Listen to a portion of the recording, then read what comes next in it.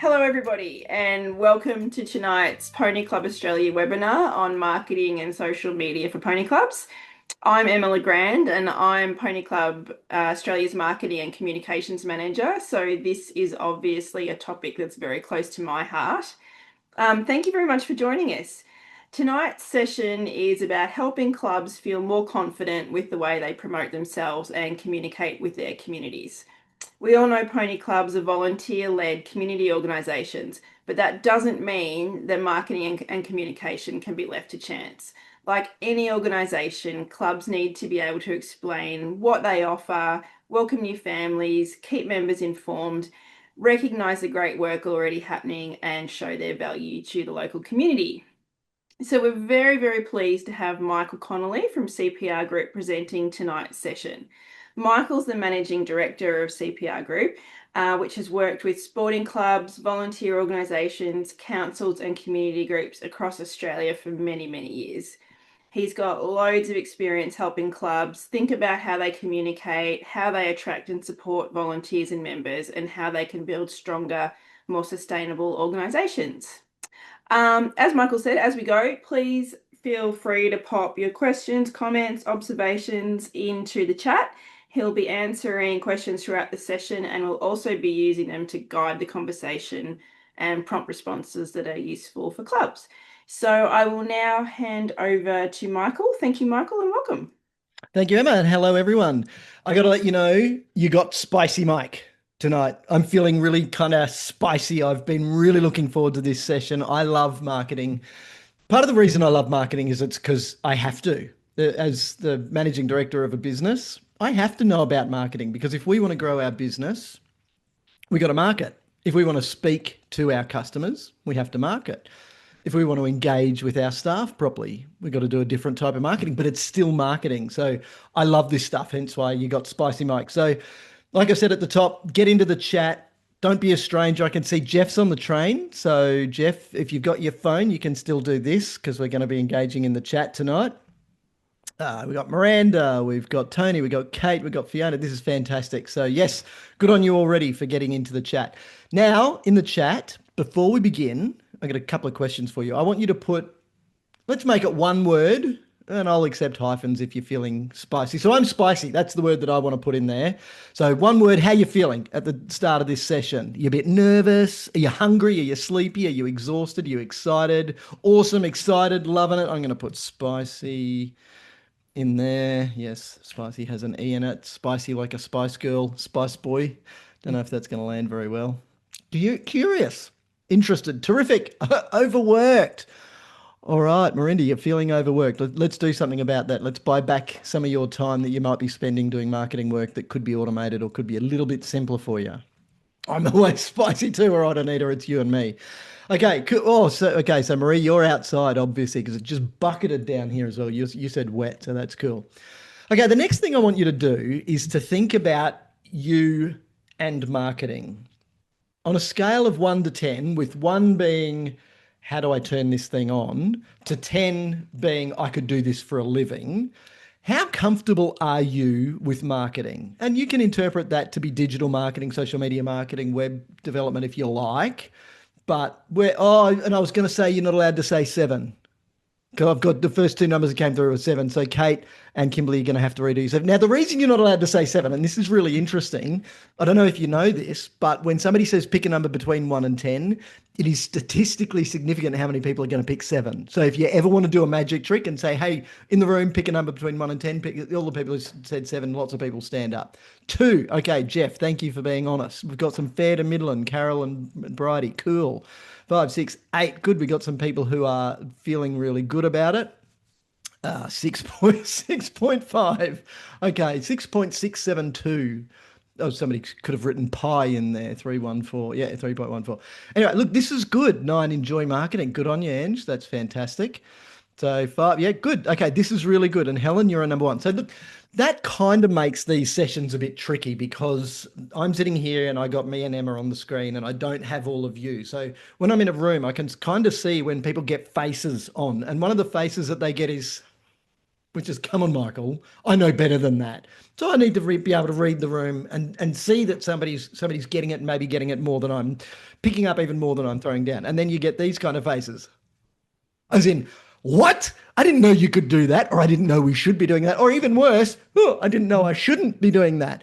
So, because I can't see your faces, this is really interesting to gauge kind of where you are. And as Emma and I thought, it might be spread right across the spectrum. So, we got some ones and we got some up to nines.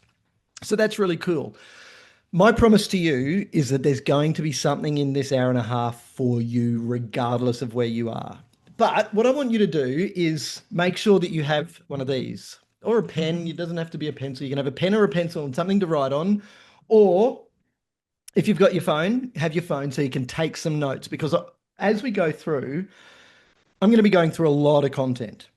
And sometimes it's not the thing that I actually say, it's the thing that you hear. So I like to say it's what's caught, not what's taught. So you're going to hear some stuff that really relates to you and it relates to how you would apply the stuff that I'm going to be talking about in your situation. And that's what I want you to take from this session. So I'm not going to try and teach everything to everyone because you can't do that with marketing. And to prove that, I do marketing. I learn about marketing every single week.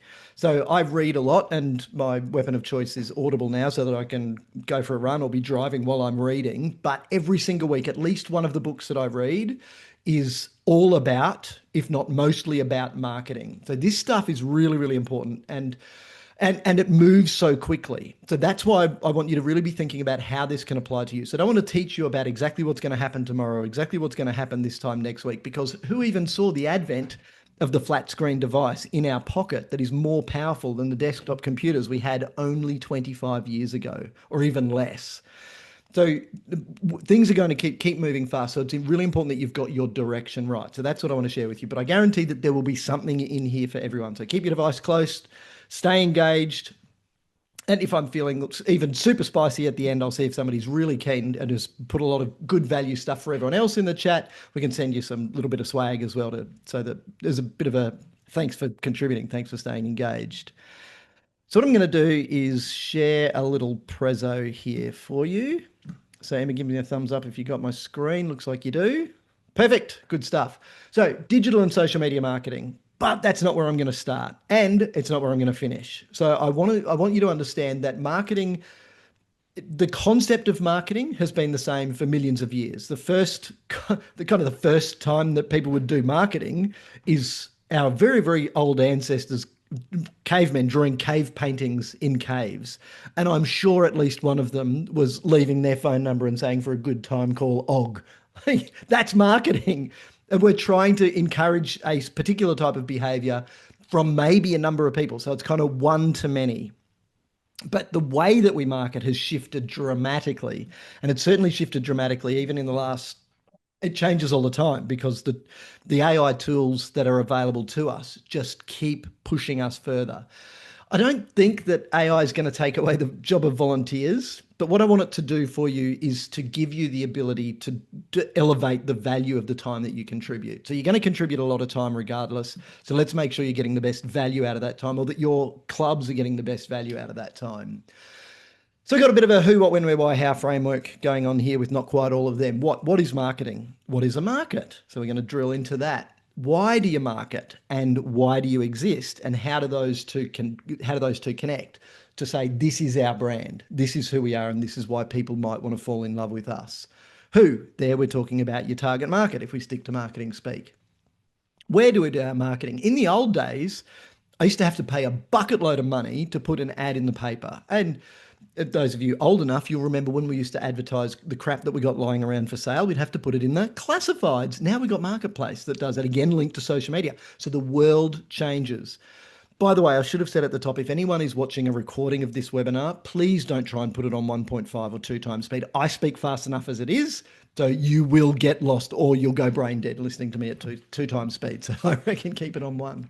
And then we're going to have some fun with my friend Al. Oh, sorry, no, that's AI. So we're going to talk about AI, but I'm going to give you a slightly different approach to that because I know that a lot of you are already using AI. I might have done a little bit of snooping. And I'm going to be perfectly blunt and say some of you are doing a crap job at it. And I can tell. I can tell exactly the tool that you've used. And it's because we're early adopters here at CPRG. We've been using AI well, so have you. Remember when did I start using Microsoft Word? 1990, early something. And it would come up with the little red squiggly line under the word that I spelt wrong. And I'd go, make a suggestion, yes. And it would suggest what is probably the right word that I'm working on. That is exactly the same tool that the large language AI models are giving us now. It's just on steroids. And we can do that based not just on the database that Microsoft Word had built in, but now based on the internet. So everything that's available is now in there. But I want you to use it better. I maybe want to push you outside of your comfort zone and use some tools that you haven't even heard of yet. But, and this is a really big but, and if you've got something to write with, write this down. Just because you can doesn't mean you have to. I remember speaking to a marketer who was saying, "Oh, Michael, you got to be here, and this is the way you've got to do this on this platform. This is the way you've got to do this on this platform." And I thought, if I do this on this platform, this on this platform, this on this platform, this on this platform, and I try and do it all at once, A, I'm going to do a bad job, and B, I'm going to have no time left to run my business or make any money. So I thought that's not going to happen. So I don't want you to have that kind of overload. You might feel at a few points today that some of this is a little overwhelming, and I think somebody even said overworked, maybe overwhelmed. Maybe I'm just making that up in my head. But if you feel overwhelmed, just take a step back and say, I don't have to do everything today. I can grow the way that I'm using marketing can grow, the way that I'm using social media can grow, but just pick one thing. And we'll come back to that right at the end. And I'm going to get you to commit to one thing that I actually want you to start. So what's one thing that you're going to be able to do different? All right. Ready to roll? Everyone ready to roll? Marinade. Okay, Miranda. Okay, it says you should spell your name Marinade. People would probably get it right then. So, as I said earlier, I'm not going to try and teach you how to do everything. This is not a step-by-step workshop. This is a workshop to try and set your compass in the right direction. So, if you think about this, if we get right down into Google Street View, where I can look at the number on your letterbox and see what car you had parked in your driveway the day the Google car drove past, that's kind of the step-by-step guide. And if you want that, I'll let you know how I can share some of that stuff with you later on. That I don't want to spend a whole heap of time doing that because for some of you, you'll go, this is too complicated, and others you'll go, Michael, we did that already. That's already how we're set up. I want to set you in the right direction by letting you know that every club has its own due north. And just because you are all pony clubs does not mean that you are all doing exactly the same thing. Some of you will be running a club that is trying to build equestrians and trying to build really good competitive people who might one day represent Australia at the Olympics. Others are going, look, that's for EA. They can deal with that stuff. We want to give kids an opportunity to ride. We want this to be all about horse mastership. And so those are two very different clubs. One that is competitive and one that is entry, not, don't think that I'm saying entry level as if it's a bad thing, but one that is participation based because the way that you would attract the right person in each of those scenarios is very different because they're a different person, a different what we call avatar. So what I want you to be thinking as we're going through is how does this relate to me in my position at my club right now? That's what I'm most interested in because it doesn't have to be everything to everyone in one go. Before we get into marketing specifically, there's a couple of terms, so a little bit of terminology that I want to unpack just so that you get this right and we get off on the right foot and that we're on the same page. The first term is not for profit. So some people think that we don't do or we don't have to do marketing because we're not a business, because we're not for profit. You couldn't be more wrong if that's what you're thinking. You are a business. And like I said, I've got to know about marketing because I run a business. And I know that if the business is going to grow and if the business is going to be engaged, I need to be all across marketing. You run a business as well. It's just that it is a not-for-profit business. That's the only difference. It is still business. You are still in business. It's just a not-for-profit business. What not-for-profit means is not we're not allowed to make money and we're not allowed to make a profit. It is that any money that's left over can't be taken out by members as if their shareholders receiving a dividend. All of the money must stay in the club, stay in the business. Okay, so if the money can't be taken out by members, even if it's the members who put it in, membership fees, comp fees, merch sales, food sales, whatever it is, It must stay there and be spent on delivering on the club's purpose. So why do we exist? And in your constitution, it will have your purpose. It might be spelled out as your object, and I'll be making you think about that in a few minutes. But I want you to dig deeper than that because your objects will say we provide grounds and facilities and opportunities for people of certain ages or all ages to ride horses and learn horse mastership and all of those good things that it says. But they're all doing words. I want you to be connected with the why we do those thing words as well. But I don't want, from now on, I don't want you to think as not for profit as not for profit. I want you to take those words out of your head and I want you to think the model is all about retained working capital. Because if all of the money must stay in the business, then it is all retained working capital. It means that all of that money is there so that we can do more of what it says in our constitution, more pony club stuff.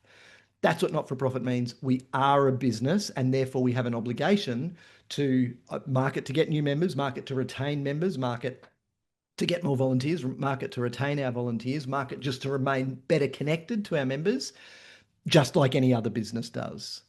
So then that takes me to the actual word marketing. So marketing is all about the market. Market is the first part of the word marketing. So what is a market? A market is a group of people that reference each other when making buying decisions. So I'll say that again in case you want to write it down. A market is a group of people who reference each other when making buying decisions. So that generally means that these are people who buy the same stuff as us. So if we are Pony Club members, so don't think of yourselves as volunteers or staff at this stage. Think of yourself as Pony Club members. If we are Pony Club members, what brought us here? It's the fact that we want to do Pony Club either for us because we did or we do, or for our kids because they did or they do. So we want to. So that's how we are all similar. So you when you look for a farrier, do you just go blindly and pick a farrier from the yellow pages? Sorry, for all of the young people, the yellow pages used to be a big, thick book where people advertised their businesses. Or do you ask others in the club, hey, what farrier are you using? Who's doing your physio for your horses at the moment? Of course, you're going to be referencing each other when making a buying decision. So marketing then is this activity of defining your goals, identifying your target market, and promoting your club. So how can we speak to all of those people in our market? These are the people who want to buy Pony Club. So that's what marketing is. Let's now move on to the concept of, like I said before, why you exist. So now I want you to think about your big why. So if you've got the chat handy, start chatting in here about why you exist. But I want you to think, okay, you can pop in here, just everything that comes to mind and hit enter. What comes to mind and hit enter. We provide Pony Club grounds, hit enter. We provide Pony Club equipment, hit enter. We get grants so that we can provide grounds and equipment, bang. We sell food and drink, boom. We sell membership, boom. These are all of the things that we do. What else do you do though? What level of training do you provide? What level of competition do you provide? How regularly do you have meets? Hit enter, boom, send that in. But I want you to think deeper than that. What sort of club are you? Now, that's a question that, of course, you have to ask when you're doing marketing, but it's a really important question when you're doing any sort of planning because marketing, just for marketing's sake, going and, the shoot at the wall and then draw a target around wherever you hit type approach to marketing is, well, and a lot of people did this in the early 2000s or late 90s and said, oh, there's this internet, we got to get online, we got to get online. So they got online, but had no structure behind it. So everything should be well planned. The sort of planning that we're talking about for marketing, though, needs to be really clear on, needs to begin with a really clear picture of what sort of club you are. So it could be a strategic plan we're working on with a club. It could be specifically a marketing plan that we're helping a club put together. But this is where you have to start. What sort of club are you? You must understand that. While you think about that, I want to give you an example.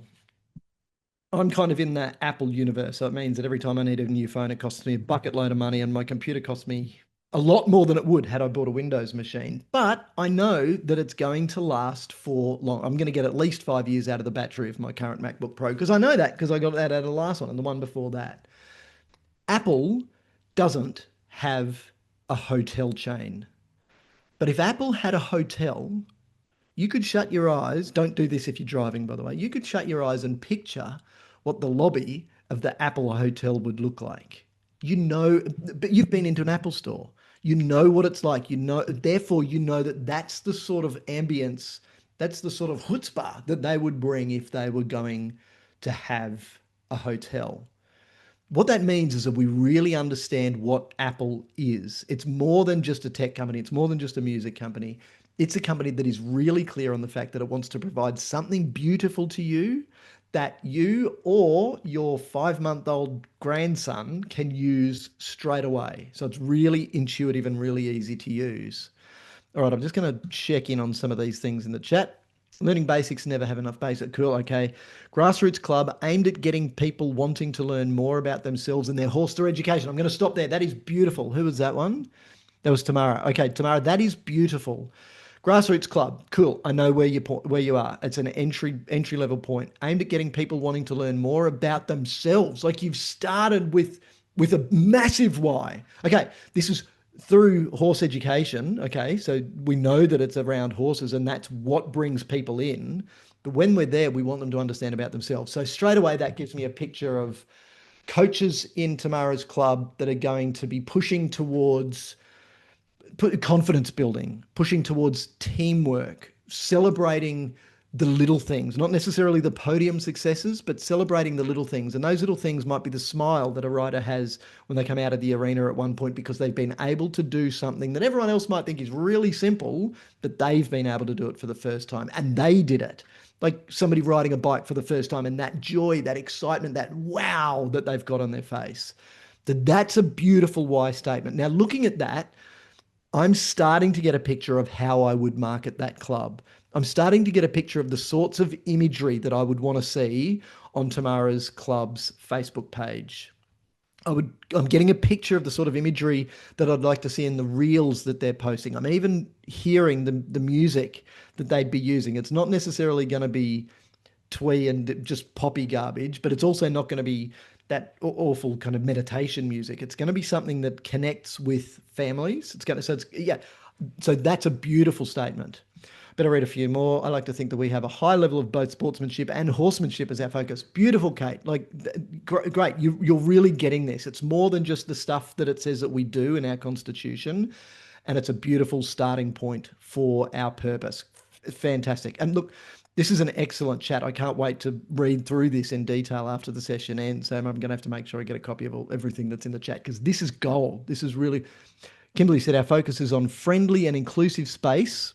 Okay, great. I'm getting the space, but I'm getting that why we do that is because we want to be inclusive with all ages learning and supporting each other whilst enjoying themselves. That's fantastic. And you know what else that drives from an internal perspective?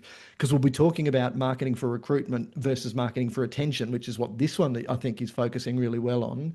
It means that when I go to the club, I'm going to feel that the Pony Club is like my extended family. That's what that club should feel like. So from a strategic planning perspective, I'm starting to get a feeling for how we should be interacting with people, the sort of language that we should be using, the sorts of words that we should be putting in our value statements, for instance.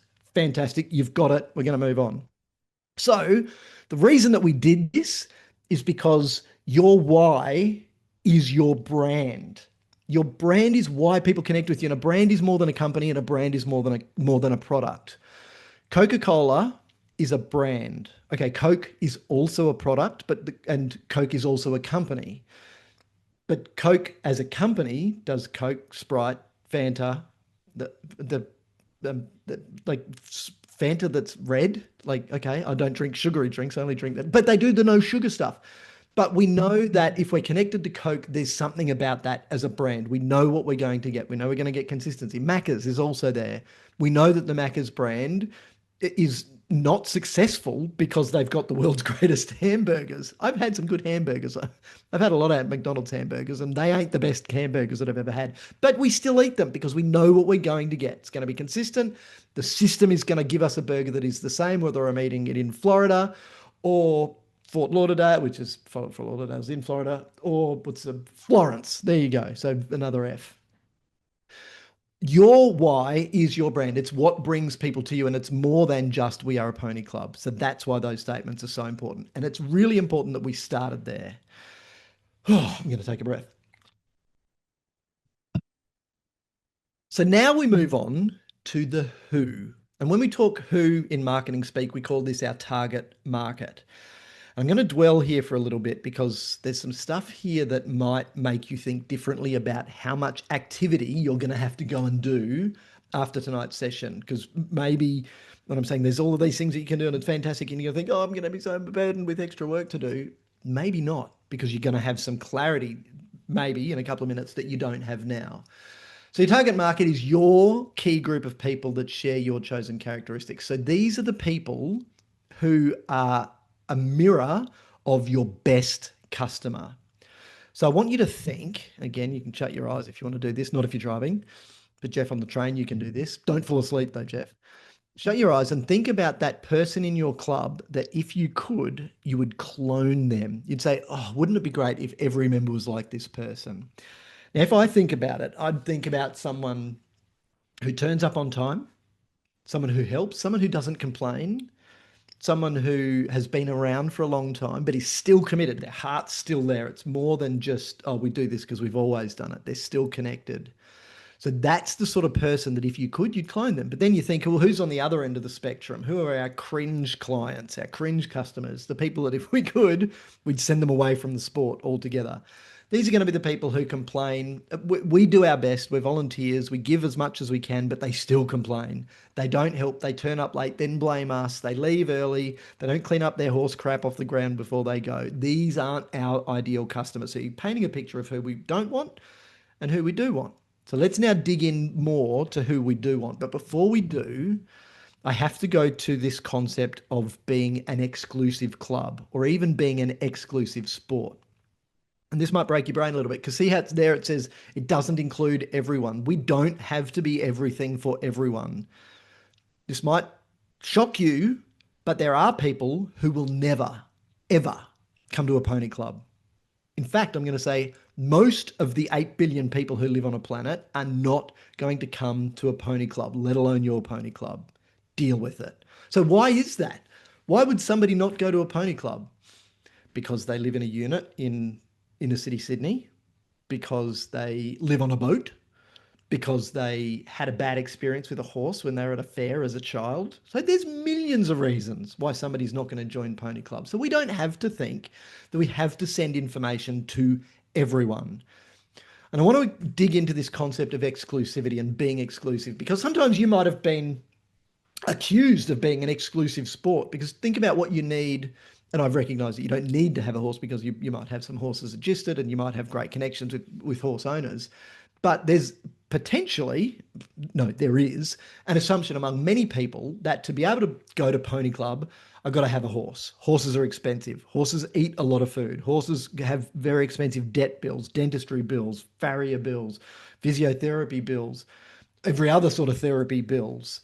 We have to have a float. To have a float, we've got to have a truck that's big enough to tow it. We've got to live somewhere where we can have a horse. So there are people who think that you're all a bunch of rich hoity-toity snobs who play this sport that nobody else can play. And they would use the word exclusive as a slur there. We all know that that's not true, and we all know that we love, like, for horse owners, it's not something that you do because you have to. You do it because you need to. Like, there's that connection. So I want to use and the other thing about exclusivity is we try and use the word inclusive. So think about grants when you're writing a grant. You would never want to say we're excluding anyone, but we are exclusive by the nature of the fact that not everyone wants to do pony club. Not everyone can do pony club. So let's dig into why some people won't want to do pony club and why exclusivity is actually a really important marketing tactic. Who is it for is the ultimate question. So let me take you back 24 and a half hours. Yeah, 24 and a half hours when the red team was doing really well and the blue team was doing very badly. And by the end of the game, the blue team had come back and won the bloody game. So for all of our friends in New South Wales and Sydney, well done. We shall see you again soon. There are some people who watched an opera last night because they could not care less about rugby league. They think it's a thug's sport. They think it's a game for pigs and they don't like it. They don't like listening to the commentary on Channel 9. They don't like the fact that the sport is, they celebrate biffery. They celebrate the fights. There are people who hate that and they don't watch the rugby league. Not just because they're not from New South Wales or Queensland. They just hate rugby league. Therefore, the state of origin is not for everyone. And Marinda's just said, and there are some of us in Tasmania that don't even know or care it was on. Yes, so yes, there we go. Absolutely right. And other people who prefer other forms of football, and that's perfectly fine. There are some people who will pay $9,000 for a meet and greet in a front auditorium seat in a stadium to see this dude play the fiddle. Andre Rieu. When he travels, people pay, for a meet and greet with Andre, they pay thousands of dollars. And then other people are going to go, you do what? Violin music? I hate the violin. Give me shred guitar with Eddie Van Halen anytime. Don't give me. Some people just don't like violin. Some people aren't going to. It's not for everyone, and that's okay. And last year, did you rush out to the movies to see Tom Cruise's latest installment of the Mission Impossible franchise? Some of you might have. Some of you would have gone, ugh, cringe, couldn't care less. And you know what? That is perfectly okay. So, where we're going now is that we need to understand who this is for. So, it's not for everyone. And if we filter out the people who won't or can't participate in Pony Club, it's time to now bring that in and say, okay, but for those who can or those who do, who are they? Let's now dig into that person. We're going to go and find that person that you want to clone. And we're going to call this person our customer avatar. So this is quite a common marketing activity. It's also quite a difficult marketing activity. And when we do this in a room and we've got a bit more time, I'd get you to break into groups, particularly if you're in groups with your club, and to dig into this in detail. And what I want you to do, and you can certainly do this after tonight, is to come up with a person. And the immediate pushback I get is, yeah, but Michael, we don't just have one person. We've got mums, we've got dads, we've got boys, we've got girls, we've got younger people, we've got older people. So we are for everyone. And I'm saying, okay, that's fine. But who do you start with? And when I asked you to shut your eyes and picture that person that you would clone as your ideal customer if you could, who are they? And so that's what this activity is about. Because if we start our marketing there, sure, we can have diverse campaigns down the track that are more specific or more targeted. But let's pick the low-hanging marketing fruit first by being really clear on this for ourselves. So we start by saying, who is this person? Gender, age, even give them a name, because the more detail we can provide about our avatar, the easier it is to create advertising material and marketing copy that speaks to that person. So, who are they? How old are they? What stage of life are they in? Where do they hang out? Who do they hang out with? What are their frustrations and what are their motivations? What do they love? What do they hate? Particularly when we're talking about how they access our product or service. In our case, Pony Club. And then what other details can we go into? And I love doing this. I say, right, how many kids have they got? Where do they go to school? How old are the kids? What are the kids' names? What sort of car do they drive? What do they want to do when they retire? Like, the more that we can picture this person by age, demographic, and what we call psychographics, so what they like and what they want to do with their time, the easier it is to curate their marketing journey or their journey through our marketing. So here's one that I prepared earlier. And I'm happy to share this, like you can come back and revisit this. But this is Sarah. Sarah, yeah, you can read that information there, but I didn't want to just limit it to what I could fit on the screen. So I've written a little bit about my interpretation of Sarah. Now, you might say, yeah, that's fine, Michael, and that might work for other clubs. Ours is Bruce, and he's a bit older or a bit younger, or we might be talking to Hendrix, who's one of the boys who's a rider here. So that's fine, how you create your avatar. This is just an example. So this is Sarah. She's 42 and she's a dedicated mum of 3 daughters. And in my little piece here, I think that she's the embodiment of focused determination. And that's so this is what I'm seeing here in her frustration and her motivation. So if your club is thriving, it's because you've got a lot of Sarahs. Sarah, our avatar, lives on a 3.5 acre property just outside of town, where she, as mum, has to manage the logistics of the 3 girls and the family's horses. Now, the mum and dad have thought about where they want to send the kids to school, and going to a state school was not an option for Sarah and her husband because they wanted structured, values-based education. So their girls attend the local Catholic school.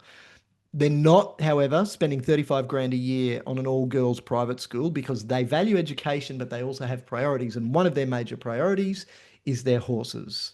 As you can see behind her, Sarah drives a towing spec Gold Isuzu D-Max. Don't know why I made it gold because it's that car that pulls the family float, but it's also versatile enough that they can take it up the beach if they're going on holidays, and she can do the school run in the car. She's a mother and a high level customer of a pony club. Now, when we meet Sarah for the first time, she's not like, okay, she's interacting with us, but you can tell that she's not only looking at us, she's mentally checking off her to do list. And this is what you can see in her expression there. She's got a blend of focused determination with a twinge of exhaustion that comes out when she enjoys some bubbly with her pony club girlfriends on a Saturday night. Everything gets packed down. The girls have a few glasses of bubbly before they get driven home. So Sarah's world revolves around horses. If Sarah isn't at Pony Club, she's waiting in her truck or at the side of an arena during another set of riding lessons for the girls. That is Sarah. That's the sort of information or the level of detail that if we can create that for our avatar, we know how to speak to Sarah and we start referring to her as Sarah. I'm on the board of a professional association and we have a customer avatar. It's Alex, and it's because Alex can be a boy or Alex can be a girl. Alex has an age, and we literally have an empty seat around our board table. And very often we say, and what does Alex think about this decision? And we focus on the fact that we've got a member, our member avatar. We're saying, how, as a professional association, can we make sure that we are supporting our member? That's what we can do with Sarah. You can have a seat at your table for Sarah so that you can actually say, how does this affect Sarah? Would Sarah like this? Because it's just so easy to connect when it's visceral like that, because we've literally painted a picture of her. Once we know that, we know how to speak to her and how not to speak to her. So what you would not do when trying to communicate with Sarah is you would not try and sell her on the simple magic of horses and how wonderful horse ownership is. That's not what your marketing should be doing. She knows that. She buys the feed and the rugs and makes sure the tax is all clean before and after a meet. Like, she's the one, she knows that. So what we should be doing is sell her on solutions that help her in her busy life as the project manager of and quartermaster of the home life. So when, for instance, you're announcing an event, lead firstly with the fact that the online entry process is going to be really easy for Sarah. The schedule's going to be nice and clear. It's going to be delivered on time. We're going to stay on time so that when it comes time for her to get under the tree to drink the wine with her girlfriends, she's going to be there and enjoying that. And there's clear directions in the lead up to the event for where to park floats. That's what our internal marketing for member engagement and to reduce member churn. That's how we should be speaking to Sarah. Your marketing needs to be efficient when it deals with Sarah because it should respect her time. It should use the visual of her and you can use the visual and even the empty seat to remind you that Sarah's busy, Sarah's prepared, and she values a club that helps her manage the complex logistics of her daughters and their pony club passion.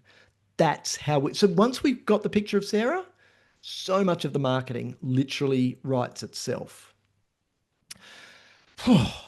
I love this stuff. And when we get to this point when we're actually seeing the person, and yes, that's an AI generated image of Sarah, but it's that accurate because I gave it that level of information. The AI, think this was Nano Banana, knew that I wanted to create a picture of a person who was a little bit frustrated and whose kids go to a Catholic school, for crying out loud, because that sits them in that middle range. We know their values and we know how they want to be spending their money. So powerful. It's really hard for you to do this, so do it. It's marketing as you're learning to do it. It's a bit like going to the gym. You know, some people go to the gym and they just go and lock themselves into the sauna or the massage chairs and stay there, and that's all they do. But the people who actually get the best results from going to the gym are the ones who put in the work. It's hard. The reason that the gyms are full in January after everyone is because everyone makes their New Year's resolutions. The reason they're empty in Feb is because people go, "Ooh, that's hard work." Marketing's the same. But if you push through, you get the results. So your club will be buffed because you've understood this and you've taken the effort to put together a customer avatar. But to do that, you do have to push aside the fact that we've got everyone else. Yes, I know you've got everyone else, but this is to focus firstly on Sarah. Start with why And now we've moved to who. So we know our brand, we know why we exist, and now we know who we're trying to get involved, who are trying to share that wow of our why with. So now we're going to get into some of the how. You don't have to speak to everyone. And I want to demonstrate for you, and this might be one of those things that you learn. I want you to demonstrate for you that your marketing doesn't have to speak to everyone who's online, everyone who's got an Instagram account, everyone who's got an email address. It doesn't need to do that because of this exclusivity thing. But you also can't speak to everyone because if you did and everyone bought, you couldn't fit them all in. Why can't you fit them all in? So, this is the stuff that I really want you to focus on now.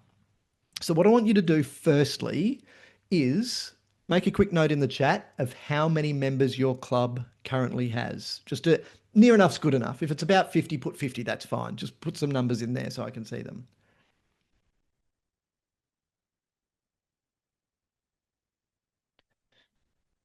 20, 8, 30, 80, 30, 50, 35, 27, 6 and 6. So 12, 40, 25, 50 with a wait list of 21. Nice. Okay. So Michelle's already got some constraints. So we'll dig into that in a moment. Tony's got 28, 15, 55. Good. Okay. These are good numbers. Now, the next step is to think about the constraints. What are the things that make it difficult for you to grow beyond a certain number? So is it the fact that you've got constrained space? Is it the fact that you've got one arena and you need more to be able to grow from where you are? Start listing these things down now. We're in the middle of nowhere. Okay, so distance, lack of instructors. Cool. Thanks, Wilma. What else? What are the things that are going to limit you from being able to grow? Qualified instructors again. Okay, so space and people are usually the top two here. We'll see if money comes up as well in a city area. Okay, so some planning, multiple other pony clubs in the area. So competition. Okay, cost of coaches. That's interesting, Raquel. So keep thinking. So what, rather than the competition, because that potentially means that you can grow. What are the things that would mean that you would be capped? So not the fact that you're in competition with others, but what would make you capped for your club? Number of volunteers, Mark. Yep. Okay. Lack of instructors, group size is getting too big. Yeah. Okay. So space and people limitations, competition with other equestrian activities. Okay. So same for you. Who was that one? Tony. Yeah. Same for you. So think about your specific, because, okay, that's them, but don't think about the people who go away to them. Want you to think about what would limit your ability to grow. Pretend, just for a moment, even pretend that they're not there. Culture. Okay, Mark, we've got to dig into that separately, but it's a discussion for another time. But I love it. But it's something that needs to be fixed. Rallies cancelled. Rain, wet weather. Okay, yeah, lack of instructors. Okay, so now you're seeing that there are some things that would limit our ability to grow. The next step is just working down the ladder. How many members could you have? So what's the theoretical maximum number of members? It's not infinite. It's not thousands. So assuming that you've got a good uptake or a good level of engagement with your members, what's the maximum number of members that you could have, assuming that a lot of them are turning up every time? Okay, Emma said 20. Good. Now, Emma, what did you say before? I'll just scroll up, see if I can find that. Because then that's the next one. When we, no, I can't see that. Sorry. Yeah, 100, 50, 10, 100, 50, 20. Yeah, cool. These aren't big numbers. Maybe 30 if all were independent or float parking. Okay, so float parking's a constraint. There we go. 30, 18 who want to join but are not allowed. Okay, Sonia, again, something else to dig into. Tony, 40. Okay, so then the simple thing is, what's the delta? What's the difference between where we are and the absolute maximum? So what's the difference between the number you said at the top, identifying the constraints, and then the number you said at number 3? That's the number of new members you could approach, you could get. So when we start thinking about marketing for recruitment, it's actually really simple. If you've got 25 members and your theoretical maximum is 50, and by the way, that theoretical maximum might be the engagement or desire of your committee. If your committee says we don't want a 100-member club, we're not ready for that, so we don't have a desire to grow, that's perfectly okay. You're the leaders, but identify that and say, so our growth target then is 50. 25 to 50, when we look at it as a percentage, whoa, 100% growth. That seems difficult. But when we look at it in absolute numbers, 25 to 50 is only 25 people. So who are the 25 we've got? What are their psychographics? And we've just done that when we've created our avatar. So you're clear on that now. We've only got to find 25 more people like that. What's the most efficient way to find 25 more people like that? It might be nothing to do with everything else we're going to talk about for the rest of this session. It might be we need to go and knock on some doors for the neighbours who live near the people who've got horses. Like that could be as simple as it is. But guess what? That's still marketing. That's the word of mouth marketing, which is where I'm going to finish up. It's not actually difficult when you say we've only got that many to go. But that then asks the really important question about our goals. What are our goals from doing marketing? So, are we marketing for recruitment, which is to increase membership, or are we marketing for retention, which is decreased churn? And I love bringing that word in when we're talking about marketing. So I love using business terms because we're in business, okay? It's, yep, not for profit business, pony club business, retained working capital. That's our business model. Cool. It's still business. Businesses that work on a subscription based model or a membership model where people come and then they come back and then they come back. So that's we want them to return. When our subscribers, so when Netflix subscribers stop paying their Netflix monthly subscription and they leave, that's called churn. So that's a customer that was here and has left. That's customer churn. So is our goal to increase the number of members or to decrease churn? In the early days, it's probably both, because if we want to increase in size from 25 to 50, that's 25 net member growth. So net means that firstly we have to replace any members that churn and then we have to grow. So that means that it might be both. If it is both, they're two separate strategies, or we may be running two separate campaigns concurrently, but one is outreach for recruitment, but that does different things. The messaging in there is very clear. It is, we are Pony Club, this is why you'd like to come to us. If it is to decrease churn to keep our members, then it's internal. So it might still be public facing so that external people can see how good you are at talking to members when they become a member. But it's different because it's saying, now that you're a member, this is how we love you. This is how we're going to nurture your journey. This is how we're going to demonstrate, especially if it is public. And I say public because if you've got a closed Facebook group for members, fine. But that would be where you're talking about stuff that you don't want public. Why wouldn't you want the public to know when you've got a rally coming up in case they want to come and watch, in case they want to come and talk to you?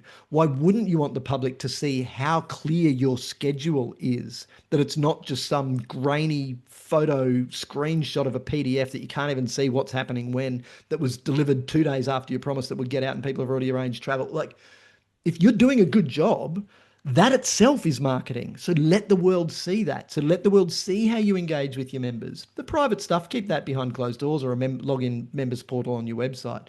But this is really simple and easy stuff before we get into any of the difficult tactical stuff talking about social media. This is just behavioral things that you should do that have a marketing implication because they say a lot about you. They say a lot about who you are as a club and why Sarah might want to come and join you, or your Sarah, whoever you determine your avatar is. Great, powerful exercise. Be very clear on your goals before you start doing anything.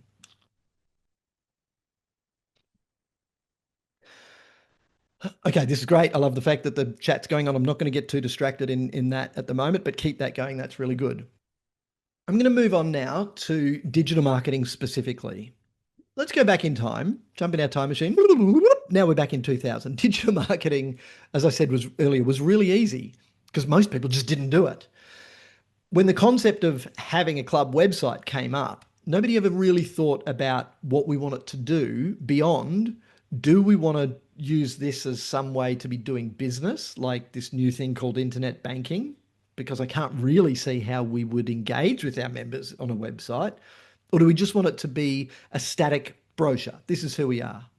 Because if it was a static brochure and it wasn't updated, it went out of date really quickly and it made you look really bad. And I still see some 90s style websites and they make me chuckle because I think, come on, this is saying some really bad things about you. Admittedly, the last one that I saw was ASIC, the Australian Securities Investments Commission, whose website still looks like it was the 90s version of eBay, like terrible. So it was, but it was easy because there wasn't a lot to do because it was a website if you had one, and that was it. Now, in 2026, just well, it's. I remember 2000. I remember the excitement of the fireworks. Like, it wasn't that long ago, yet the world has changed so much. There are so many channels. Like, we didn't even use the word channels. We had billboards and TV ads and radio ads and yellow pages and the newspaper and print media in magazines. And that was about it. But those didn't give us any feedback. Even a static website that didn't have any way of engaging because we couldn't, because we didn't have these things yet. The phones that we had still had squiggly cords and were connected to the wall. And our kids can't believe that. There was no feedback. Now we live in a world where I can gauge the success of what I'm doing instantly. And therefore, I can make changes to do something better next time. But living in a world with great analytics and great information where we can get instant feedback and make changes is only of value if we do, if we look at those analytics and if we do make the changes and if we have a structured plan that we're using before we go and just do something on social media. So if you take part in these next couple of questions, you will get more out of the session than everyone else. So I want to do a test. I want you to be bold and put your club email address into the chat. I promise you won't get spammed because of this, but I want you to put your club email into the chat.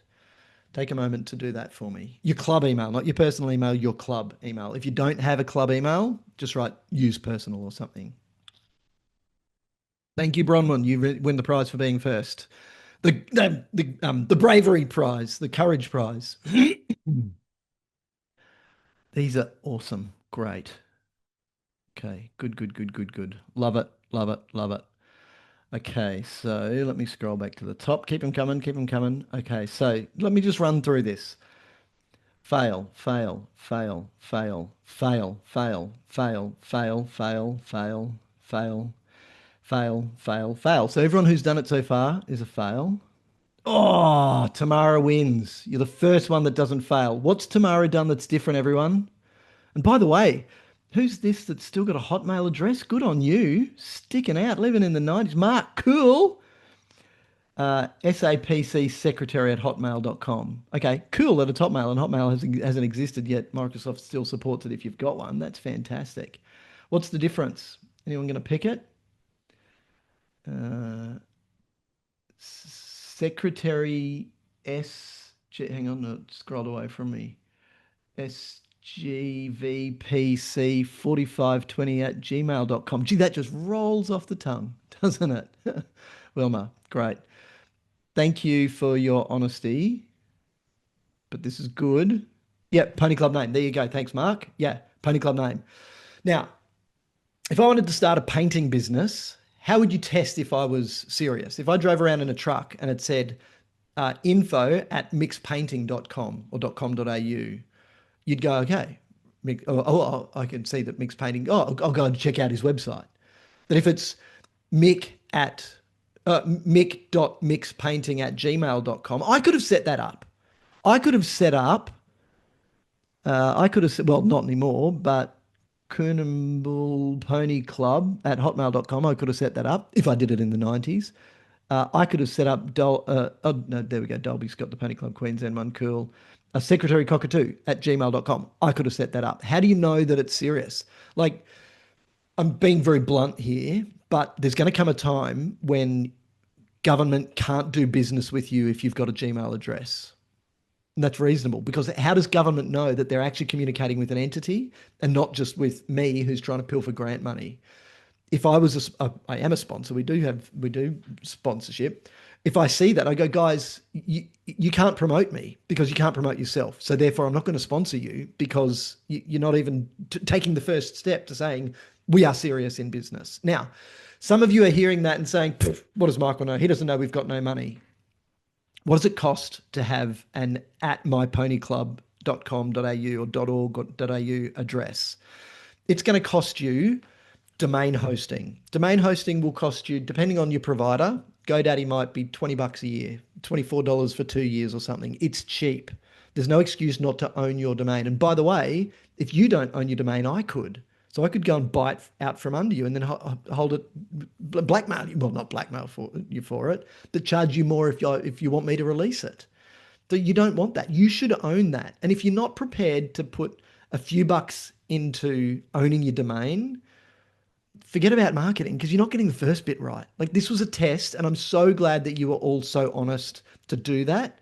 But I can't just be nice and say, yeah, that's fine in 2026, given that Hotmail addresses haven't been available for, I don't know, I've stopped using mine 20 years ago.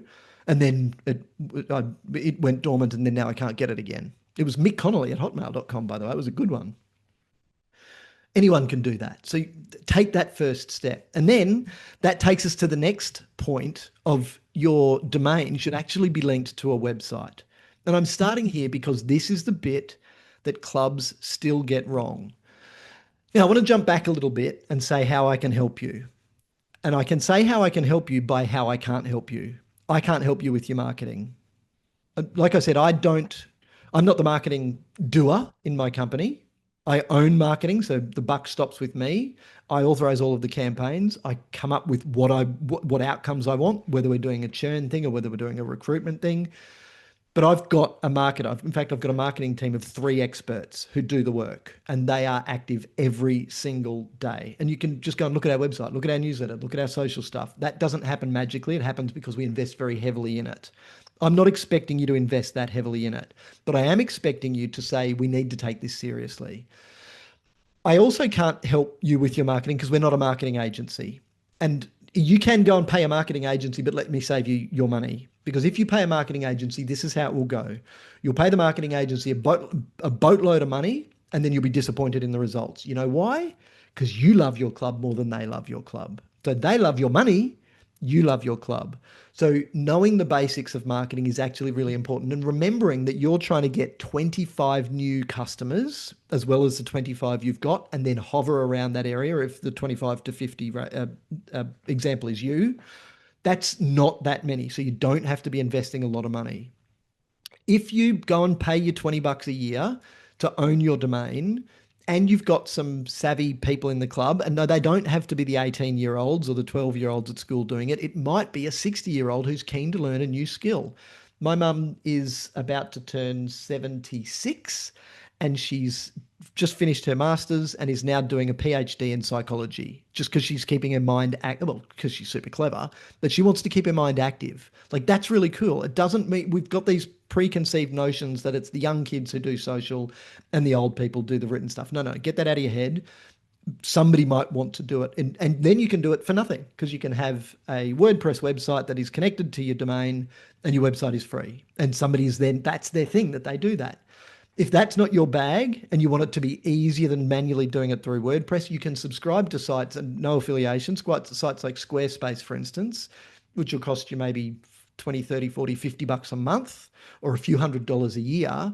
And it comes with a template. You just upload your photos and click publish and the site's live. It's not that simple, but it's a few hours to get it done.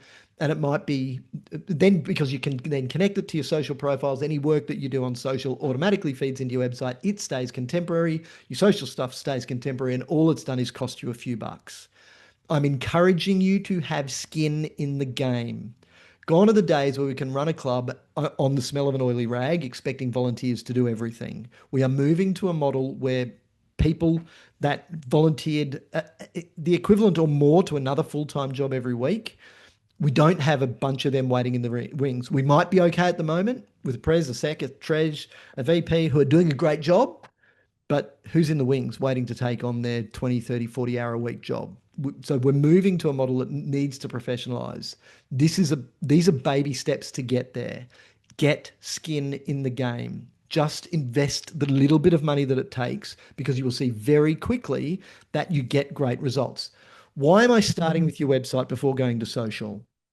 It's the bottom point there.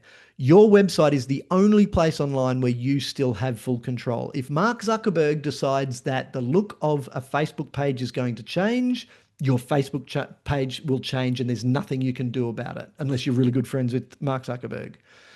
It's your digital hub. It's where you exist and you are in full control. And in my opinion, far too many clubs have forgotten this and therefore they don't have those, oh, we just do all our marketing on Facebook. Cool. But what are you missing? You're missing that point that says everything about you that you can keep up to date. and that helps others find you. SEO, search engine optimization. And now we're talking about large language model optimization so that Gemini can find us and ChatGPT can find us and Claude can find us.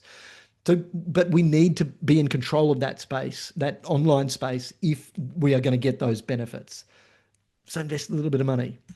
Then, when you've got a website, what are you going to put there? So these are some things that would be on a website. This is a pretty thorough list. I wouldn't say it's exhaustive, but the newsletter, for instance, that would mean to me, okay, we've got a newsletter, an EDM, an EDM, electronic digital mail that goes out, an email campaign that goes out, but then there are click-through links in the email that point to our website. So they're bringing traffic to our website because when they come to our website, we can follow their journey. Really, really important. And as we can follow their journey, we can start to determine, what are these people buying? Who are they? Where are they coming from? And if we know that they're all hanging out in the same places, for instance, they're all coming to us from the PCA page, or they're all coming to us from a sponsors page, we know that the value of that sponsorship is actually really high, and we go and invest more in those relationships to get more. That's how marketing works, but only if we do it right. And having your own website is really a really important step there. But I'm going to break your brain here a little bit and say there are some things on here that I'm going to say, get off your website. If you are a busy volunteer who does your pony club work at 8:30 on a Thursday night, and that's it, if you're not at a meeting or you're not at a rally or a meet or something on the weekend, then do not have your email address or your phone number on your website. Go and look at every club website you can, and you'll see we've all got our phone numbers and we've all got our websites. My webpage has a phone number on it, but guess what? If you ring that in business hours, which are very clearly published on Google, a human, will answer that phone call. Clubs aren't like that. We have volunteers who aren't sitting there just waiting for the phone to ring. And when it rings and it's a mobile number that we don't recognize, we go, oh, I don't know who that is. And we leave it anyway. Customer!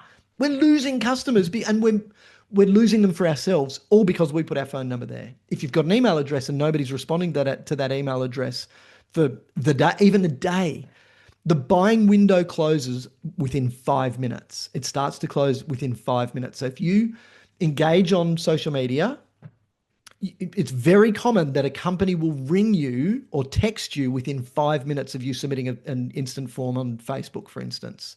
And that's because they know that the buying window or the decision window starts closing in 5 minutes. So if you're not going to act that quickly on your website, just don't put it there. Then what you do is say, we need to funnel everyone through a contact form. So when the contact then goes through a contact form, it's what's your name, what's your inquiry, then straight away the website, and the websites themselves have tools built in to do this now, it will then generate an auto response email that says, hey, thanks for your inquiry. Just so you know, our volunteers work at these times, so you'll expect a response at this time. But then it can also 2 days later send another response saying, hey, reminding you sent an email to us. We're getting around to getting back to you, remembering that it's at 8:30 on Tuesday night or Thursday night that you'll hear back from us. Cool. All automated. Nobody's done anything yet. The customer journey is now already feeling good. They're feeling some love from you, but it's not you. It's a machine doing it. This is all why the website is so important.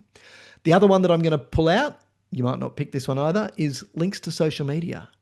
If your website is where you control the journey, then we should actually be doing it the other way around. So if you've got your X link, or you got the Twitter logo on your Facebook and your Insta and your TikTok, but you're not doing anything on X, you're not doing anything on TikTok, and you're not doing anything on Insta yet, then get rid of them, but get rid of Facebook as well. Because when people go to Facebook, we want to bring them to us, because then we can be channeling the journey. And we know if they've come from Facebook in a particular way, the analytics will tell us what that particular way was.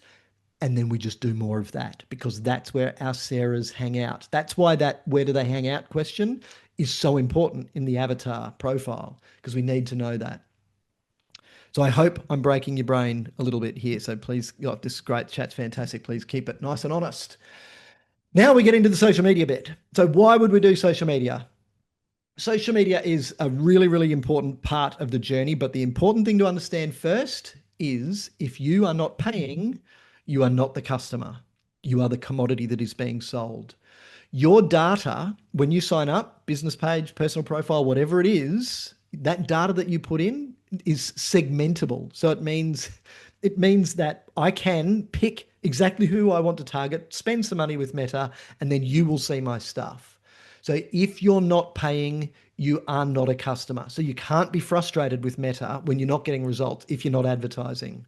And that's why when you have your own website and you can look at the analytics and look at where people are coming from, you are in control because you are the customer because you've paid the 20 bucks.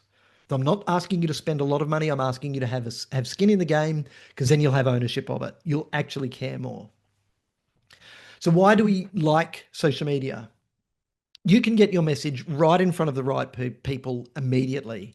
So if, excuse me, if you have an interest in horses, for instance, then your Facebook will know that about you. You haven't even had to say anything about horses. It just knows that there are horses in the images that you tend to slow down on. There are horses in the reels that you tend to watch for 8 seconds instead of your typical zero point 0.5 seconds. But like I said at the top, just because you can do something on social media does not mean that you have to. And don't let anyone tell you otherwise. You do not have to. You can pick a platform, be it web, Facebook, Insta, TikTok, X, YouTube, and you can stick to it if it is working. But if it's not working and you want to try something different, then take the same concept and move it. But you need to determine how much effort you're putting into web, how much effort you're putting into long form video on YouTube, short form video on Instagram, or just doing what you're doing on Facebook, but using what you've learned so far. And if you leave now and you only get that customer avatar bit or the thing that you've written down that you heard, what you caught, not what I taught, that you can then activate, then that will make a massive difference. If you want more information about the how-to stuff for social media, find me on Instagram particularly and DM me just something, a note saying, "Hey, Michael, can you send me that stuff about how to set up Meta stuff?" And it's not going to be my stuff. It's just going to be Meta stuff, but I can curate that for you. I just didn't want to spend time on it now. But find me at NFP Michael on Insta. You can also message me on LinkedIn if you'd prefer over there. So just connect with me and send me a DM and I'll get you some cool stuff. So just more on why we would use social media is it doesn't have to cost a lot and it can get a long reach. Your audience is already scrolling. Sarah's already there. We just need to find her. And we can with social media because we can do that. When you start boosting posts, which by the way just means paying for advertising on Meta, then you'd pre-validate them first. So you'd find what are the organic posts that you're doing and that are getting good traction, and then you can put as little as a few dollars, literally $8. You might say $10 a day for 7 days. So it's a $70 investment to see if it gets the reach that you want. Meta does have this way of giving you a little sugar and then taking it away until you spend more money. So you need to be careful. But if you're spending at that low level, you're kind of flying below the radar. Meta wants to be targeting the people. I was explaining to Emma earlier today that I got mates who are spending $40,000-$50,000 a month on Meta advertising. They didn't used to, but they don't get the same results if they still spend 30. These are big businesses that are generating a lot of income from the money that they're spending, so it's worthwhile. But you don't have to do anywhere near that. But as you start to, you can really pinpoint exactly who you want to. And the bottom point there talks about the inbuilt analytics. We can see exactly where people are coming from and why they're connecting with us. But rather than getting into too much of the how there, I want to get into some how here and 6 very practical dot points. Grab a screenshot of this or write this stuff down because this is just some really simple stuff that you might not know. So firstly, show humans, show activities, show training, show games, meetings, and the thing that's in brackets there is the most important thing. Don't use stock photos. And even more importantly, I can tell when Nano Banana or ChatGPT made the image. You might think that you're super clever because you used AI to generate an image. Well, so did I. So it doesn't relate. It doesn't connect on a human level. Show me your people doing your activities, whether it's a photo or a video. I'll get to videos in a moment. But when you're doing short clips, and we call these reels, the short videos, show us what you're doing. Like you are doing amazing things to build your writer's skills. You are doing amazing things to connect with your volunteers. Show us. Really, it's cool stuff. Show me a minute long video. And by the way, you don't have to be a whiz. Just do it. So if you, and Instagram's probably the best place to do this. It's designed for video and photos. Do the video editing on your phone in the Instagram app and it will look definitely good enough. You will feel like you're Steven Spielberg from the 80s. By the way, the tools that are in here are more powerful than Steven Spielberg had in the 70s or 80s. So you can do it. The best way to start is get over yourself. Nobody cares that much. You think the spotlight's just shining on you. Oh, what if I say the wrong? Don't just forget about it. Go and watch my stuff on Instagram. Like I've got something to say. I say it and I post it. That's it. And I don't say things that I don't believe in. So if I say something that's a bit contrarian or a bit, oh, that's very CPRG or that's very Michael, cool. There's a thing in personal branding that says if you don't have haters, you're not saying anything. You're not going to get haters. I don't want you to have haters, but I do want you to get comments. And you're only going to get comments if people can relate on a personal level, not just a club level, but a personal level. Oh, I love that. And they'll use the names of the people that you're showing. There's all the stuff about privacy and getting approvals and everything. Don't overcomplicate it. Don't overcomplicate it. Number three, mark milestones. So if something happens, if it's somebody's first comp that they've been in, a volunteer anniversary, then let's celebrate that because it means that you've got content in waiting, which is really good. Number four, I've toned down for you. I've said 3 times a week. If I was really serious or if I wanted you to be really serious, I'd be saying 3 times a day minimum. But I think that's too much for what you're trying to do. And it's going to be too much work for you. But 3 a week, easy, especially if you're not overcomplicating it by making your videos too precious. Have fun with it. Just get them done. And if you're scared about it and you say, oh, I need somebody to show me, I need to do a course. No, you don't. Open your phone, download the Instagram app, set up your account, log into your account, shoot a video, edit the video, post the video. That simple. That's how you learn. It won't be perfect, but it will be done. And done is better than perfect because it's there and people can find you.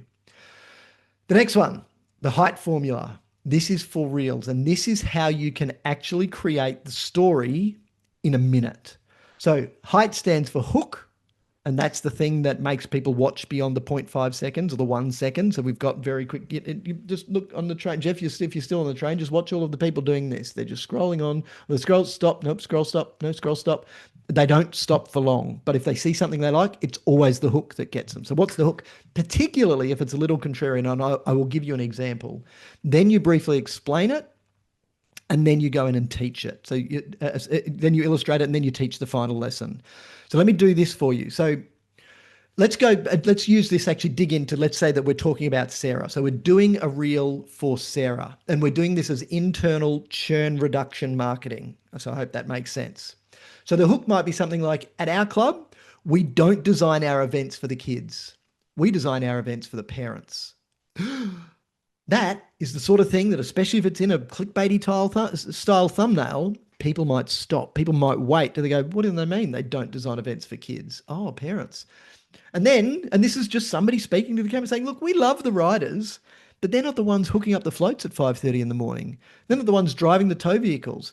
If a club is a disorganized mess, the parents get burnt out. Okay, the kids then don't get to have the fun or even get a ride anyway. So if we as a club don't look after you, mum, dad, the whole thing stops moving. Now I'm going to move to the I, the illustrate. We've all been to those days where you're sitting in the driver's seat looking at your phone and you're going, oh, where was that bloody schedule? The thing I mentioned earlier, the blurry screenshot of a PDF that was posted 3 weeks ago. And the way Meta works, it just disappears and you can't find something that was there yesterday, let alone 3 weeks ago. Then when that happens, it turns what should be a fun weekend of family being together into an exhausting second job and you all go home fighting and you're dying to get back to work and you're at work on Monday exhausted. It's the story. So the I is the story. Notice that was personal. I gave you where you were sitting. So I really illustrated it. And then I say the teaching thing, and this is the final message. That's why this year we as a club are fixing all of those logistics. So you not have to go hunting for info. Every schedule, every map, every time slot is going to be sent directly to your inbox in a clean professional format every week. And it's going to come well before the weekend. So that means that it's a stress-free environment for you, which makes it a better day for your kids. So keep an eye on your email for tonight's, for the details coming this early. There you go. That's the video. Now, that one might be a little over a minute, but if you catch the right people, and in this case, because it's internal marketing, you're more likely to, you've said something, you've made people go, all in a minute and a half. That's the height formula. It is so powerful, man. Now, what I want you to do when you're doing that and you're watching videos, watch for a bit longer on Insta and actually listen to the videos that you think are doing well. It's going to have something like that. This is not rocket science. If somebody else has done it, we can do our own R&D. rip off and duplicate. Just steal what everyone else is doing, especially when it's working. So if you've got influencers that you follow, there's a reason, there's a formula that they're going through. And finally, open every follow and reply to comments daily. So this is the bit that takes a bit of time, but this is the bit that creates the personal connection in an impersonal world of social media. What do I mean by open? Why did I put that in bunny ears? You know, in sales, we talk about closing the deal. Well, in order to close the deal, we need to open the conversation. So if somebody follows your page, don't just go, oh, cool, we got a new follower. Say, hey, Sarah, this is Michael. I'm the secretary of the club. Thanks for following us. Are you looking to join a club? Open, question mark. Hey, Sarah, thanks for the follow. I'm just curious. How'd you find us? That's an open. Now, not everyone writes back, but you have a duty to write to everyone because those that do write back are far more likely to convert. And by the way, you're then having the sales conversion conversation without even talking. And so much of it can happen that this is called sell by chat. Chat, literally in chat in my phone. I'm chatting with people and able to close deals, but I can only close a deal if I open the conversation to begin with. And every time someone comments, even if it's a bad comment, in fact, sometimes even better if it's a bad comment, that's a way to engage, to demonstrate you're living your values of providing that friendly environment. I can't remember who said it before, but friendly is a really important word because there are lots of clubs that say, we're a family friendly club. And then I get there and because I'm new and a stranger, nobody talks to me. I go, that's bullshit. This club's not friendly. They're anything but friendly. I'm there because I'm there to help. And so when I then tell the committee, your club is not friendly, they go, yes, we're friendly, yes, we're friendly. I said, I was here for 20 minutes and nobody said hello to me. I needed to go and introduce myself to the person behind the canteen. Like, ugh, act your values. Anyway, again, that's all marketing.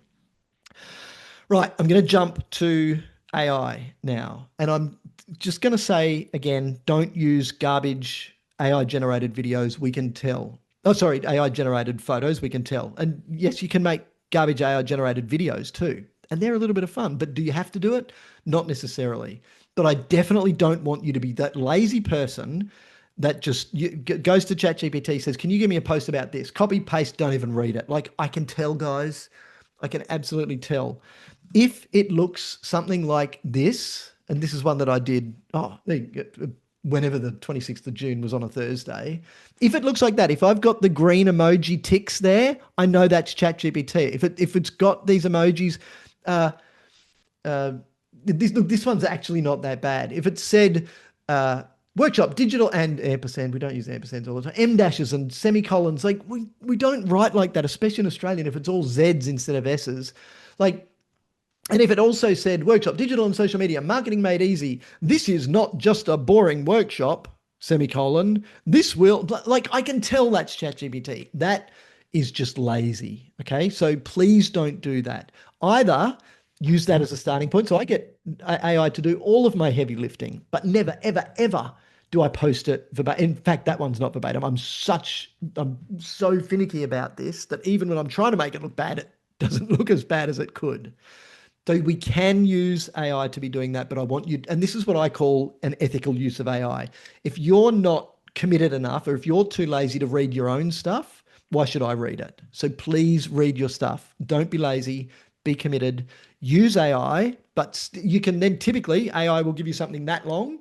People don't want to read something that long. I used to say ChatGPT wrote like I did in grade 9 when I hadn't read, in grade 9 English assignment, a book review when I hadn't read the book. Just fills it up with words. They all sound sciencey or they sound literary, but they're not. They don't actually mean anything. So you can cull out of ChatGPT as a general rule the whole last paragraph. And you can cut the whole sentence out of every the whole last sentence out of every paragraph. And then you can usually get rid of all of the superlatives and you'll have something that's about a third of the length and people will read that. Do you know what the term TLDR means? Too long, didn't read. So that we are all suffering from TLDR now because we are being lazy and ChatGPT is talking to us instead of people. Be the people. Start talking again. I told you were getting spicy Mike tonight. All right. Here we go. Now, the lips might not be in sync for you, but my lips are in sync. Struggling to keep up with social media trends? Not sure where to start with Facebook, Instagram, or even X? Join us for an interactive workshop on Monday, October 21st at the Ipswich City Council Admin Building. Learn how to use websites and social media to connect with members, volunteers, and sponsors. We'll cover the pros, cons, and common pitfalls so you can communicate better and grow your organisation. And we'll throw in a bit of AI fun, just for giggles. I showed that to mum and dad. Mum couldn't believe it wasn't me. She said, "No, that is you." I said, "That's not me. I trained the model, but that is not a good looking cat, admittedly, but it's not me. I gave it a script. I trained the avatar, trained the model, and then that's what it did." I don't have my space shuttles up in the cupboard now because I've got my little dinosaur behind me. Where's my little dino? There he is, sitting over there now, trying to spice up my set here. That's not me. Now I still use this one because that's the worst model I've ever used. That was a model that I used in 2024. So this is was on this slide back here. This is HeyGen. HeyGen down there in the bottom left. It is an amazing tool. Gemini has their own video creating software. ChatGPT or OpenAI kind of withdrew theirs. It was go. Anyway, they are amazing models, and HeyGen is amazing. I needed to pay for that, so I had to pay a subscription of $30 a month, I think, to be able to do that with the longer training, so it's better, and that it actually sounds like me and not with an American accent. Then I just cancelled my subscription, did some cool stuff, had some fun, cancelled my subscription. So we do this a little bit, but you'll never tell the difference between the Michael videos and the Spicy Mike videos, the ones that aren't actually me. You'll never tell because we're very cautious in how we do it. Again, some of my friends in their businesses, their meta advertising, their Facebook and Instagram ads are all avatars, absolutely created people. In fact, let me introduce you to Amy and see if she does a better job of selling this Struggling workshop. to keep up with social media trends? Not sure where to start with Facebook, Instagram, or even X? Join us for an interactive workshop on Monday, October 21st at the Ipswich City Council Admin Building. That's probably enough. You get the idea. Now, Amy doesn't exist. Amy's not Amy isn't a person who's trained an AI model. Amy is completely made up. She does not exist. So much so that I can even prove it. I'll show you the next video. Struggling to keep up with social media trends? Not sure where to start with Facebook, Instagram, or even X? Join us for an interactive workshop. So she might not look like me, but I can certainly make her sound like me. So even if you don't want to create have your own people, you can create videos that are saying things. And look, they're getting there for marketing. I can still tell, and in some instances, you're kind of going cringe, and we're pony clubs, so it's too early. So I'm saying you can. This is one of those things I'm saying you really don't have to. Where I'm seeing a great application for these sorts of things are training videos. So rather than making your members or when you're onboarding volunteers read a whole manual of standard operating procedures, you can create really simple training videos that don't take the time with people in front of the camera. Nobody gets nervous. You just input the script, hit generate, and you've got Amy or one of 1,000 avatars that HeyGen has creating your script. Amazingly powerful stuff. I'm showing you this because it exists and it's pushing AI maybe further than you've thought. In fact, I've even got a little jingle that I wrote for that same workshop back in 2024. Step into the workshop where the vibes are bright. Marketing magic, get ready to ignite. This song's going to be in your head all night. You got the formula to elevate your brand. Join the journey, take a stand. Lots of learning at the workshop today. Skills so sharp, we're gonna slay. Feel that energy. That's enough. I just had to let it get to the sleigh bit. Have fun with these. This is Udio. Like in the early days, you didn't even have to put in an email address. Now you do have to create an account.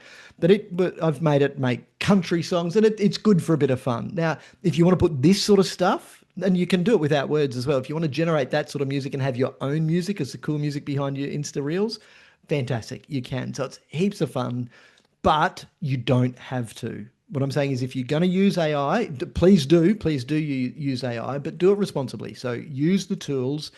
Don't get lazy. There are two really simple points that I'm going to move right away from digital marketing. I'm going to remove right away from AI and go back to where it all began.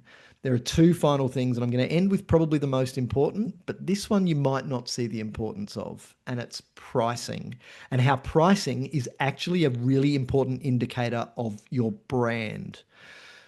Are you the sort of person who loves flying Jetstar, where you have to fly out of Terminal 2 in Sydney? You know, it's not the nice shiny Qantas one that feels like an airport hangar. It's the one that kind of feels like a cattle shed. Like, do you like that? Do you like being herded and have somebody weigh your backpack at the gate and then charge you an extra $60 because it's 8 kilos instead of do you like being treated like that? Or do you prefer to fly Emirates, where when you get on the plane, they give you that warm towel and you put it on your face and you feel like royalty, even though you're still in the same sardine tin sized seat? You feel like royalty because you're going to pay a lot more for the Emirates experience, but you know what you're getting. Your positioning is exactly the same. So pricing says a lot about who you are as a brand. And it's really important that you understand that.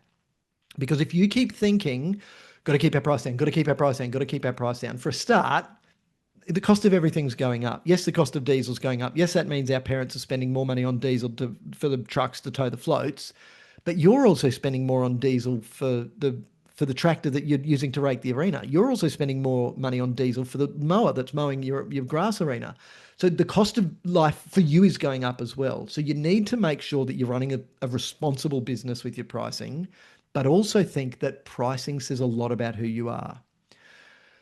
Oh, let me pick somebody like Tony Robbins. You've probably all heard of Tony Robbins. Now, if you go to a Tony Robbins event, you know what you're in for. You're going to get the rah-rah and you're going to feel good, but you're also going to pay for it. Now, he knows that he can charge a premium because he also knows that if he charges you a lot of money for coaching, you will put in the effort because, exactly as I said earlier, you've got skin in the game. When you've got skin in the game with your marketing, even if it's simple as owning your web domain, you will act differently because you've got that skin in the game. So it works. So I'm not saying to go double your pricing. I'm saying have a very good look at your pricing and think about what your pricing says to your prospects, your potential members. And the last one has always and will always be the most important part of marketing. Everything that I've talked about to this point has been trying to encourage people to have a conversation about you when you're not there. You're not there when people look at your marketing on their phone or on their screen in their office. What you then want to happen is for people to be talking the water cooler chat. You want word of mouth to be your main form of advertising. You just want to influence it by having a great online presence. When other people then hear about you from one of their friends, and this is social networking, by the way, people know people and they talk to them, they will then go and look you up online. I want them to have the best experience that you curated for them that shows who you are on your website and then takes them on a journey to get there from any one of your social media profiles. They'll watch your reels. They'll see how you treat your customers. They'll see the speed with which you release your information about your events, and they will want in. Everything that we've done to this point is trying to get people to talk about you and say the right thing that you control. So you're controlling the narrative. And that brings us to the end. So two things. If you have enjoyed this, if you think this is going to have made a difference in the way that you see and or do marketing, then please snap that QR code there and leave us a 5-star Google review, because people shop on reviews. It's marketing, baby. This is where people go to look. So if you've enjoyed it, there are other people out there who don't know that we do this sort of work. And because they look at reviews, it would mean the world to me if you've enjoyed it and if it's given you some good value to leave us a 5-star review and let others know how this has helped you. And the very last thing that I want you to do is, before you leave, I want you to put the one thing. So make a note in the chat of the one thing that you found most valuable or impactful for you from this session. So you, in your situation, what's the one thing that you found most impactful or valuable?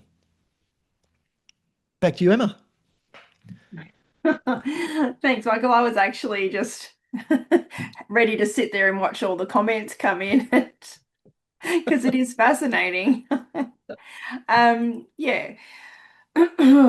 Yes, that was so practical. Thank you, Michael. And I'm sure there are plenty of clubs now thinking about what they can try, what they can tweak, how they can improve in the way they communicate, and most likely pondering just because they can doesn't mean they should. I think that was definitely the key line from Jurassic Park way back in the day. Love it. So thank you to everyone who joined us tonight. A replay of the webinar will be available on the Pony Club Australia YouTube channel within the next few days. So you'll be able to revisit the session, go back over anything that you want to hear again, or yeah, share it by all means, share it with others at your club and your community. That would be great. And yeah, as Michael said, we'd love to know what you thought. We'll be sending around emailing a feedback form with a link tomorrow. So yeah, it would be really helpful if you could take a few minutes, and it helps Michael and CPR out, and it helps us know what you found useful and what kinds of support would be valuable for clubs in future, so we can continue to tailor sessions around that. So thank you again to Michael for presenting tonight's session. It's been a long night. Thank you again, and have a lovely evening, everybody. I love the fact that you're knackered, Emma. That's really good. Yeah.